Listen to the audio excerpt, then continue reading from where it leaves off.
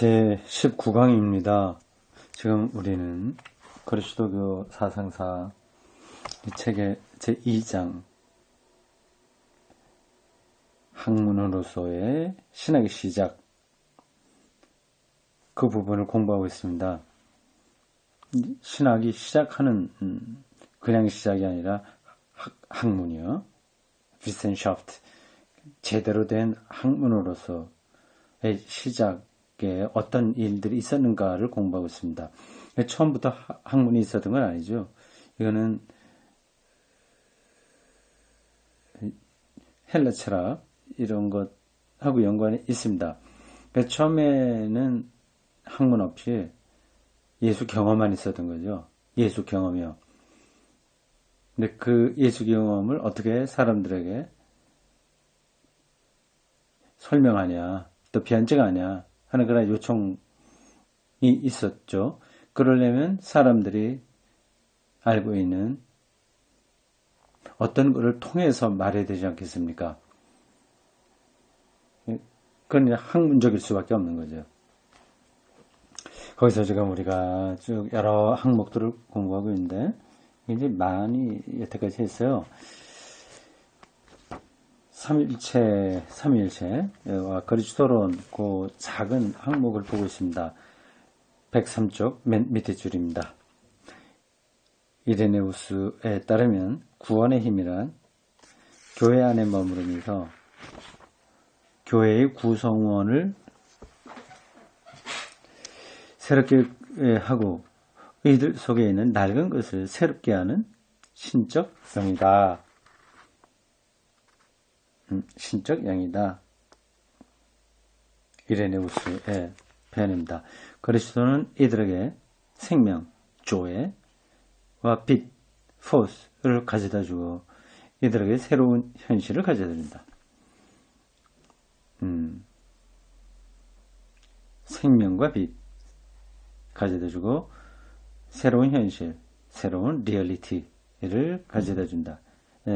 뭐가 확실한 거냐 하는 그런 질문에서 새로운 확실성을 준다는 거죠. 우리 삶이 그렇게 확실성이 없지 않습니까? 다 지나가고 잊어버리고 혼란스럽고 하죠. 어떤 사람들은 국가 이런 것들을 현실로 이해하겠죠. 어떤 사람은 가족을 생각하겠고 어떤 사람은 예수를 생각하겠는데 기독교 공동체에서는 그리스도를 통해서 새로운 현실을 경험하게 된 겁니다. 인간은 이것을 신앙에 의해서 받아들인다. 그것은 인간에게 행하는 하나님의 일이다. 그러므로 아무런 법도 필요하지 않다. 왜냐하면 우리는 신과 이웃을 사랑하기 때문이다. 이것은 하나의 바울과 같은 요소다. 이레네우스의 주장이 바울적이라고 하는 겁니다. 그러나 이것은 아마도 반바울적인 요소를 극복할 만큼 힘센 것은 아니다. 그래서 반바울적이라고 하는 건데 이게 안티 반이라고 하는 건지 세미 반쪽이라고 할 때 그 뜻인지는 정확하게 모르겠습니다. 바울적인 요소 믿음으로 하나님의 일에 우리가 참여한다고 하는 이것이 바울적인 요소인데 근데 그게 안티 바울, 세미 바울 그 둘 중에 어떤 건지 요 번역문만 갖고는 모르겠는데요. 그런 것들을 극복할 만큼 힘센 건 아니다 하네요. 새로운 존재란 궁극적으로는 결국 신비로운 것이며 윤리적인 것으로 이해되어 있다. 근데 신비적인 거와 윤리적인 것이 서로 연결되기는 좀 그렇게 자연스럽지는 않습니다. 그래서 서로 다른 건데요. 근데 이 두 가지 요소가 다 있다. 그걸 말하려고 하는 것 같습니다. 신비적 요소와 윤리적인 것. 초기독교에서 신앙을 이렇게 이해했다고 하는 거죠. 이런 의미에서 이레네우스는 초기 가톨리시즘의 최고의 형태를 대표하고 있다. 그러나 이것은 새롭게 사는 것을 신앙에 의한 인의로 파악하는 프로테스탄티즘과는 다르다. 인의, 신앙에 의한 인의, 칭의론 얘기하죠. 이거하고는 좀 다르다. 여기서 반복해서 카톨리시즘이라고 하는 말이 나오는데요.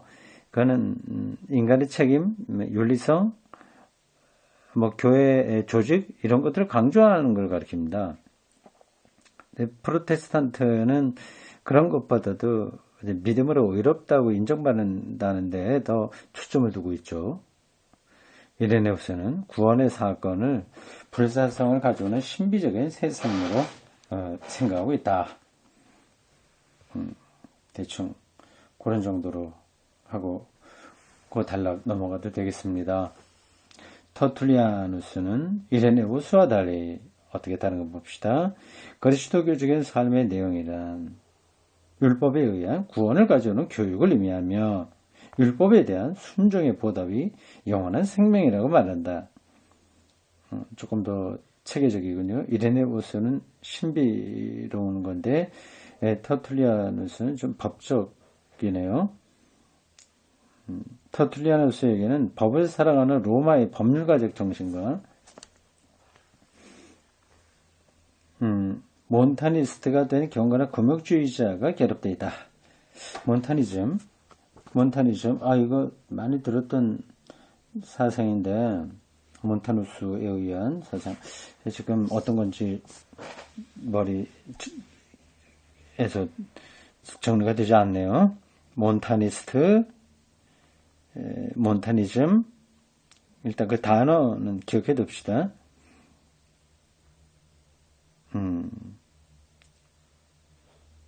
앞에서 나왔나요? 앞에서 나왔나요? 나왔군요. 95쪽에 보면 몬타니즘. 그거 얘기하군요. 굉장히, 열광적이고, 종말론적인 거죠. 그러면서 그것이 나중에는 극단적인 윤리적 요소들을 강조하는 쪽으로 나갔다고 한 거죠. 몬타니즘. 이거 얼마 전에 한 건데, 제가 그거를 또 깜빡했네요.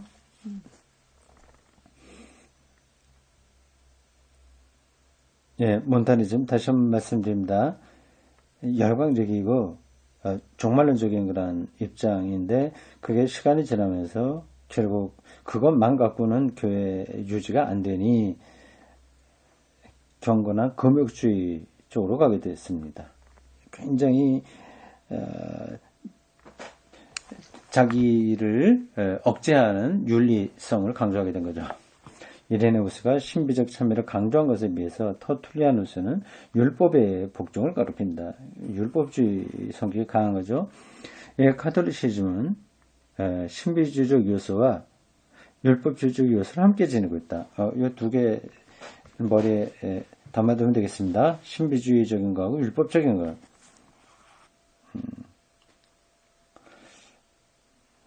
근데 우리 프로테스탄티즘은 이런 것들은 완전히 없다고 해서 없지만 좀 의지적이죠. 칭의라고 하니까요.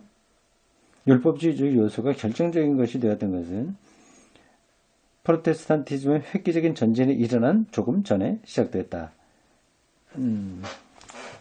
그러나 프로테스탄티즘은 신비주의적 요소까지도 거절하고 이걸 완전히 거절한 건 아닐 텐데 마틴 루터에게도 신비주의적인 요소가 당연히 있죠. 성찬의 임재설 같은 거 말하지 않습니까? 빵과 포도주 그 자리에 그리스도가 임재한다고 하는데 그 신비적인 입장인 거죠. 그러나 이제 전반적으로 볼 때 프로테스탄티즘에는 신비적 요소가 없고 바울적 요소의 다른 측면이고 신앙에 의한 칭의로 들어갔다. 바울적인 요소의 다른 측면 그리고 신앙에 의한 칭의로 들어갔다. 근데 이게 바울의 핵심 요소인데 여기서 바울적 요소의 다른 측면이라고 이렇게 표현한 거는 바울에게도 신비적인 요소가 있으니까요. 그래서 지금 이런 책들을 읽으면서 너무 그거를 단적으로 탁탁 끊어서 얘기하면 안 됩니다. 카톨리시즘 뭐뭐 다 해가고 그게 다라고 생각하시면 곤란해요. 그런 게 일반적인 거고 그렇지 않은 요소들도 많이 들어 있습니다.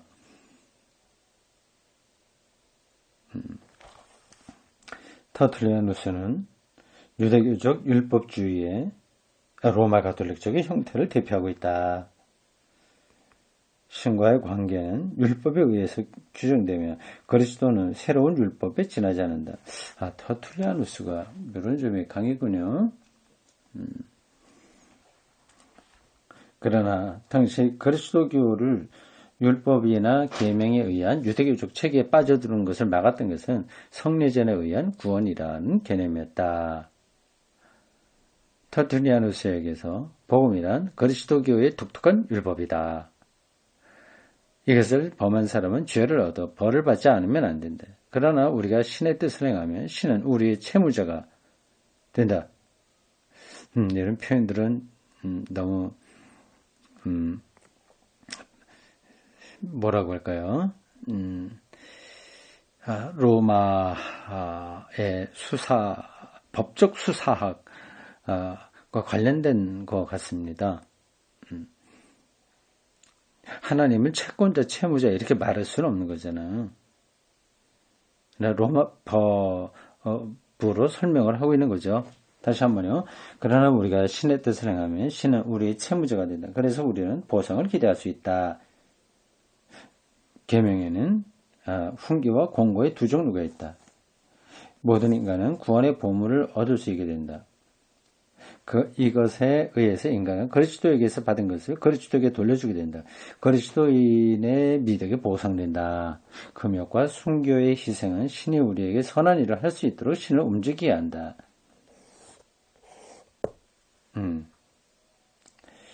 자, 터투니아누스의 책 통해에 관해서 365쪽에 있는 것이 여기 인용되어 있습니다.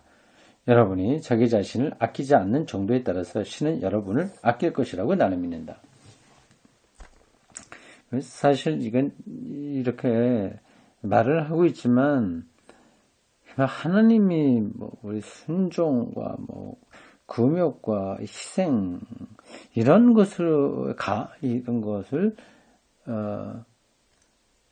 부담으로 느껴서 우리에게 잘해 주신다 보면 조금 이상한 거죠.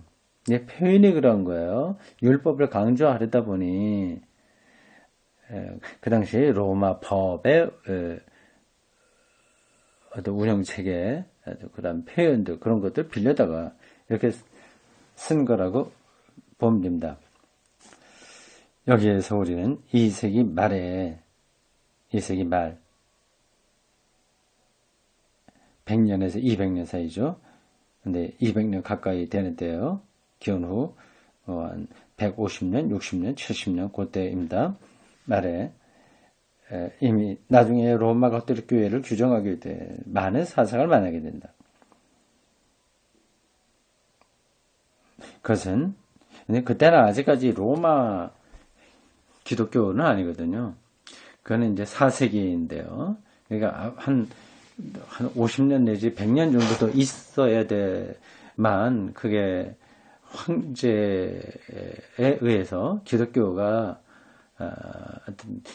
로마 체제 안에 깊숙이 들어오게 됩니다.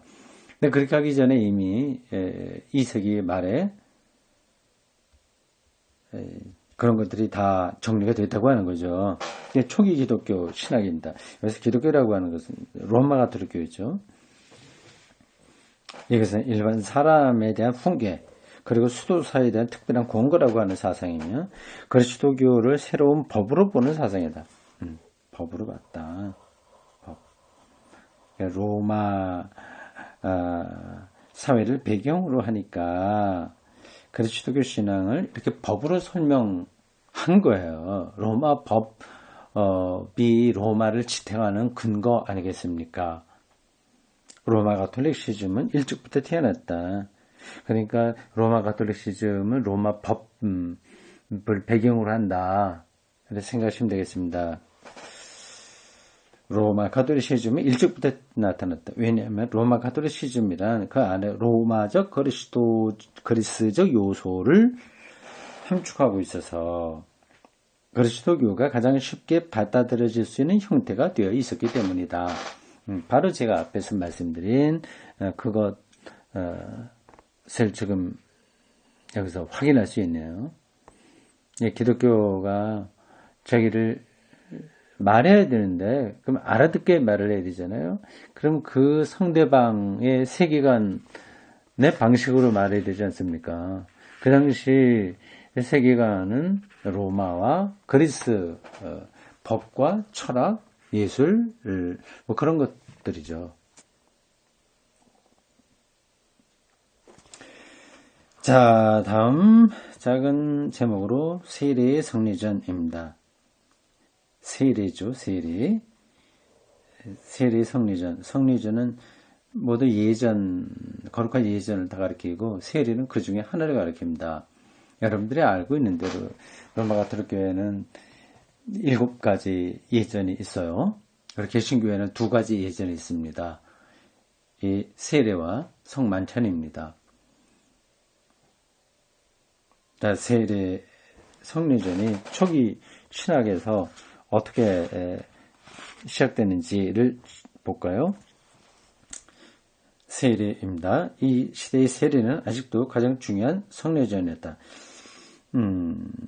아직도 중요한 성례전이었다고 말한다고 하는 거는 이 표현이 그러네요.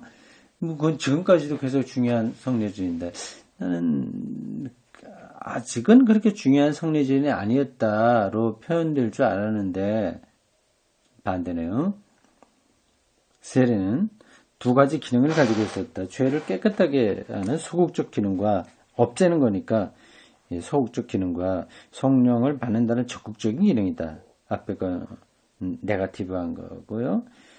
뒤에 거는 포지티브한 겁니다. 하나는 없애는 거고 하나는 살리는 겁니다. 여기에는 의뢰 세례 때 고백할 신앙 고백이 전제되어 있다. 자기 자신의 죄인이라는 자각과 자기 자신이 구원되었다고는 확신이 전제되어 있다. 이것도 전자는 소극적인 거고 뒤에는 적극적인 겁니다. 죄인 자기를 그렇게 자각하는 거고 또 구원되었다고는 확신 이게 전제된 겁니다. 세례 행위는 3가지 요소로 이루어진다. 우선 첫째로 세례받기를 원하는 사람에게 안수하는 것과 손을 얹는 것, 그 다음에 성유를 붓는 것, 성수죠, 물이죠, 그걸 붓는 것인데 이것은 성령을 받을 수 있게 하는 방편이다. 보이는 방식으로 이렇게 표현하는 거죠. 둘째로 세례받기 원하는 사람은 악마와 다스리는 나라와 그의 일을 맡은 악한 천사들을 버릴 것을 서약한다. 이것은 단순히 도덕적 의미에서 하는 말이 아니다. 악령에 대한 신앙이 아직도 힘을 쓰고 있던 시대에서는 좀 더 깊은 의미가 있었다. 그 당시는 세계를 악령의 큰 지배를 이제 보고 있었거든요. 그런 요소들이 있는 거죠. 그것은 세례를 지배하는 악마로부터의 탈출이며 세례를 지배하는 악마로부터의 탈출이라고 했는데 5자인 것 같습니다. 그것은 세례가 아니라 세계라고 봐야 될 것 같아요. 그렇죠? 네.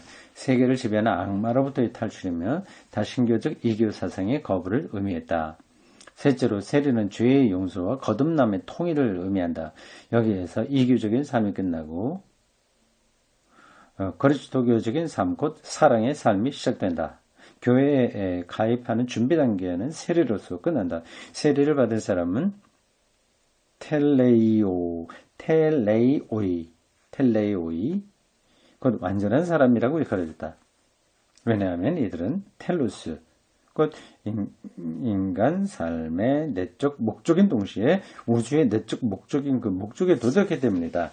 텔루스가 목적이라고 하는 뜻이거든요. 텔레이오이 이렇게 해서 완전한 사람이라는 단어가 됐습니다.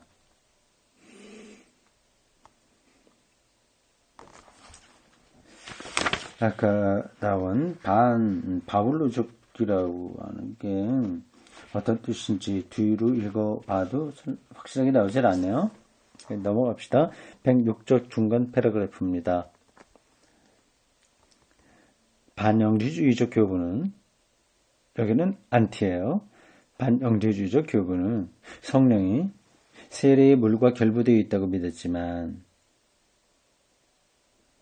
이것은 영지주의적 비의 속에서 발견되는 표상과 비슷하다.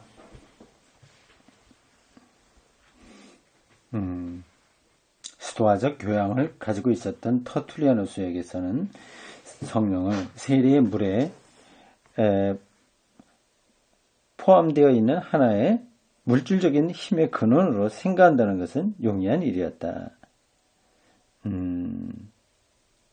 성령을 물질적인 그런 것으로 관계시켜서 할 수 있는 거죠. 할 수 있다고 하는 거죠. 이러한 힘에 의해서 이제까지 범했던 죄는 물질적으로도 소멸되고 물로 씻김을 받고 또한 성령도 물질적으로 부어진다. 이것이 어째서 터툴리아누스의 유물론이라고 일컫게 되었는지, 그리고 여기에서 극가닥에 뚜렷해진다. 유물론, 터툴리아누스는 유물론적이다. 유물론적 신학이다 얘기하는 거예요. 이 물질을 성령의 통로로 봤기 때문에 그렇습니다. 물질 유물론 이렇게 하면 우리 이제 막세 유물론 이렇게 얘기해서 부정적으로 생각하지 않습니까? 그렇게까지 볼 거 없어요. 성찬식, 이거 빵과 포도주, 여기 예수 그리스도가 임재한다나 가톨릭이 말하는 대로 변한다는 거나 기념이나 상징이나 여러 가지 어떤 개념으로 말한다고 하더라도 결국 빵과 포도주라고 하는 이 속성, 물질, 이거는 그대로 있는 거잖아요. 이걸 이제 예수와의 일치가 되는 매개로 생각한다고 하는 것, 이런 점에서는 유물론적이라고 말할 수 있는 거죠. 그러나 이러한 표상은 유아 세례의 전제가 되기 때문에 중요성을 갖는다. 구원의 힘이 물 자체에 내재해 있다면 어린아이도 어른도 마찬가지로 구원을 받게 될 것이기 때문이다. 그렇죠. 신앙 고백을 똑바로 하든지 안 하든지 상관없이 거기 머리에 뿌려지는 물 자체가 그런 능력이 있으니 누구든지 그것을 머리에 받으면 구원받게 된다는 논리가 성립되는 거죠. 터툴리아누스가 이 교수를 받아들이는데 주저하지 않은 것은 아니다. 터툴리아누스가 주저했다. 그러나 그리스도교가 단지 개인에게만 세례를 베풀지 않고 온 국민에게 세례를 베풀게 되자, 많은 사람들에게 이렇게 되자 그리스도교는 유아 세례를 받아들이지 않을 수 없었다. 유아 세례를 받아들이지 않을 수 없었다. 그러나 어린아이가 세례에 포함된다면 세례의 성리전의 이루는 객관적 근거를 가지지 않으면 안 되게 되었다. 왜냐하면 어린아이는 주체적인 결단을 내릴 수 없기 때문이다. 그렇죠. 머리에 뿌려지는 물을 통해서 성령이 임한다고 하는 사실을 전제하지 않는다면 세례 어린아이, 신앙 고백이 없는, 그걸 확실하게 잘 모르는 어린아이에 대한 세례는 불가능한 거거든요. 근데 그 물질을 인정하게 되면 어린아이의 세례도 가능하게 되는 겁니다. 이레네우스는 성찬을 불가성, 이게 빵과 포도주 안에 성찬이요, 불가성의 물질적 매체라고 이해했다. 성찬에서 인간은 천적인 신적 요소와 결합한다. 성찬에 참여하는 것은 육하의 계속이다. 여기서 육하라고 하는 것은 성육신을 가리킵니다. 인카네이션. 성육신. 육신을 입었다고 하는 겁니다. 그런 점에서는 요것도 유물론과 연관되는 거네요. 요한복음에 나와 있는 말씀이 육신이 되었다고 하는 그 사실, 그리고 그것을 근거해서 기독교 신앙의 성육신론이 중요한 교리로 자리하게 된 것은 다행이라고 볼 수 있어요. 다행이기도 하고 당연하다고 할 수 있습니다. 이게 그런 바탕이 없다면 기독교 신앙이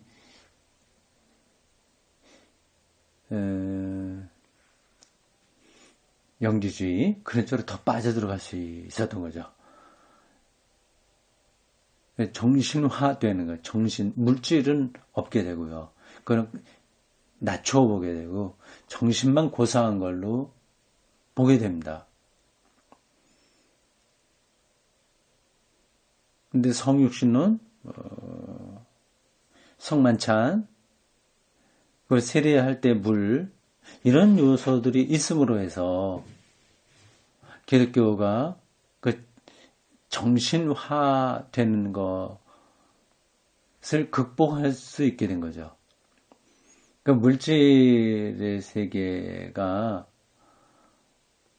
중요하게 기독교 신앙을 유지하는데 핵심 요소가 되는 겁니다.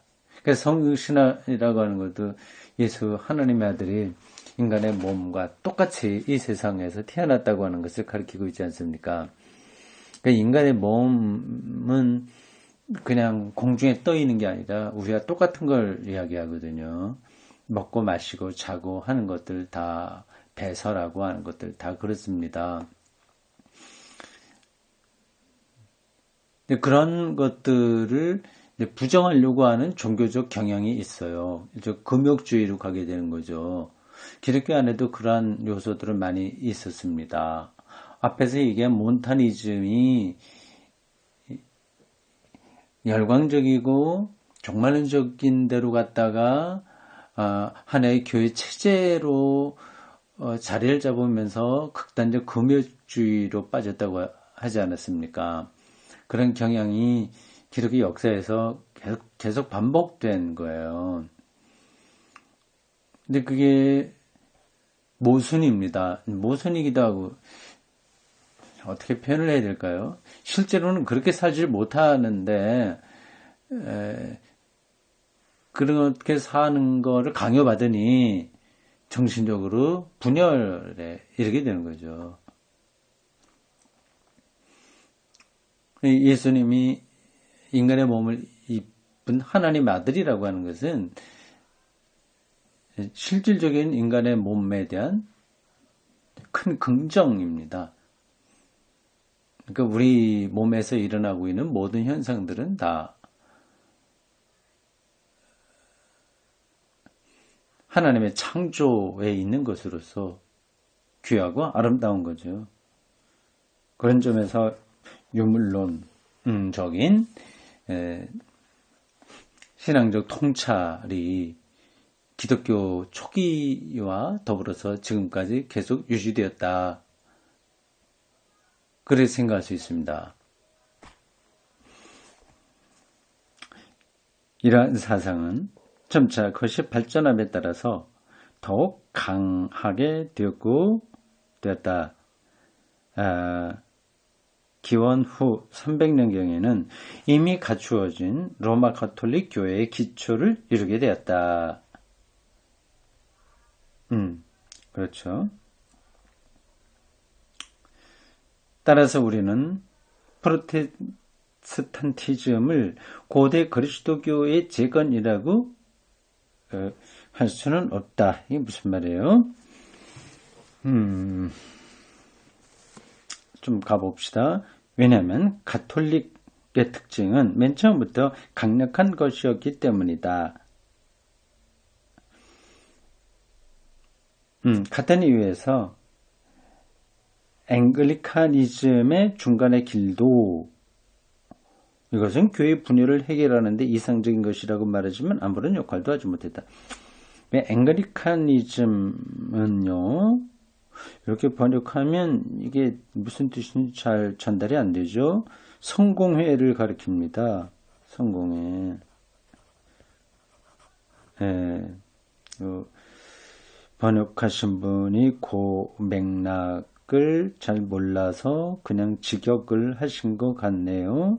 아니면 알고서도 그냥 그렇게 표현한 것일 수도 있습니다. 그러나 일반적인 독자의 수준에서 볼 때 앵글리카니즘이라고 하는 거는 이해가 안 되는 거죠. 지금 로마 가톨릭 교회하고 프로테스탄티즘 사이에 이 성공회에 자리가 있다 그걸 말하는 거예요. 이제 요게 이건 그냥 일반적인 이야기이고 지금 이레네우스가 말한 것과 연관돼서 지금 이야기가 되고 있어요. 좀 복잡한데 그런 정도로 넘어가면 되겠습니다.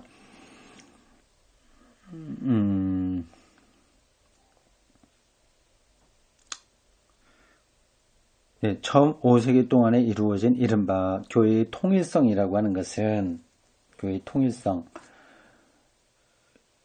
교회 안에 이렇게 일관되게 흐르는 어떤 가르침들을 가르칩니다. 교회가 분리되지 않고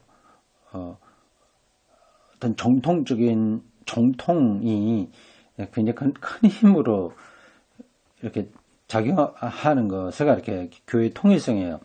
교회 통일성이라고 하는 것은 결코 종교개혁의 원리 아래서 이루어진 통로가 일치한 것은 아니다. 이 번역도 좀 이상해요. 아하. 그냥 갑시다. 조금 골치 아플 때는 그냥 가야지. 그렇지 않으면 책 읽기도 싫어져요. 이 통일성에는 프로테스탄티즘이 인정할 수 없는 많은 요소, 이를테면 교회의 교리나 여러 가지 권위의 체제나 성례전의 이론 따위가 내포되어 있다. 그 밖의 것. 이를테면 삼위일체론이나 그리스도론 따위는 프로테스탄트와 모순된 것은 아니지만 거기에는 프로테스탄티즘이 승인할 수 없는 의미가 내포되어 있다.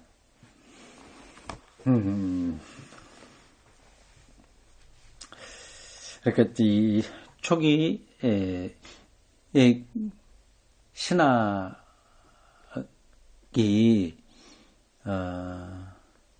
아예 처음부터 로마 가톨릭적인 색깔이 강했다고 하는 거죠. 마틴 루터와 종교개혁자 이후로 우리가 초기 기독교를 돌아가서 회복하는 게 아니라 그들은 그들의 전통대로 내려오는 거고 우리는 전혀 다르다고 하는 겁니다. 그리고 성공회가 중간쯤의 길이 있다고 하는 거죠. 성례전과 물질과 하나님과의 관계, 육화, 이런 등등의 문제에서 그렇습니다. 그 기독교 신앙의 근본을 바라보는 시각 자체가 이 초기 당시에 그 내용들은 로마 가톨릭 교회에 계속 전통적으로 내려온 거지, 그들이 변질돼 갖고 가서 우리 종교개혁이 초기 기독교 신앙에 그거를 회복하는 것은 아니다, 이렇게 얘기합니다. 실제로 그런지 안 그런지는 보는 학자들에 따라서 좀 다르겠죠. 여기까지 하겠습니다.